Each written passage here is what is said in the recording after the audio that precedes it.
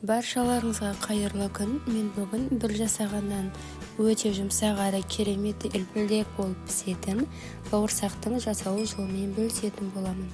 Менің каналыма тіркеліп, қолдау білдіріп кетіңіздер.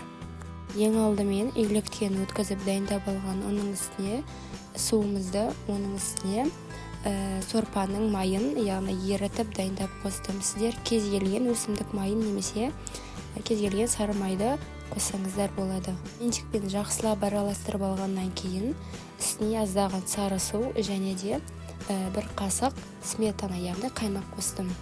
Оның үстіне қант қосып, алдын ала дайындап қойған ашытқыны үстіне қостым. Қамырдың жақсы көтерілуі үшін осылай ашытқыны алдын ала ашытып дайындап қою қажет. Ашытқының мерзімі өтпеген болуы маңызды. Сол кезде қамырларыңыз үлпілдек әрі сондай жұмсақ болып көтеріледі.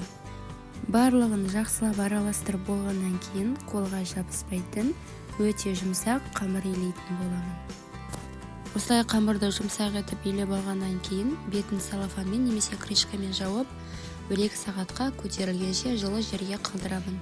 Қараңыздар, менің қамырым осындай жұмсақ әрі үлпілдек болып көтерілді.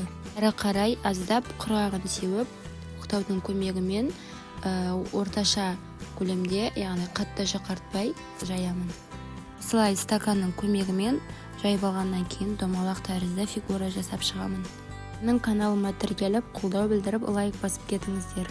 Менде осылай бауырсақтар дайын болды. Енді пісірер алдын 15-20 минутқа тағы да бетін жауып қалдырамын. Сол уақыт аралығында бауырсақтарымыз көтеріліп дайын тұрады. Мен қамырды 2 бөлікке бөліп жайдым.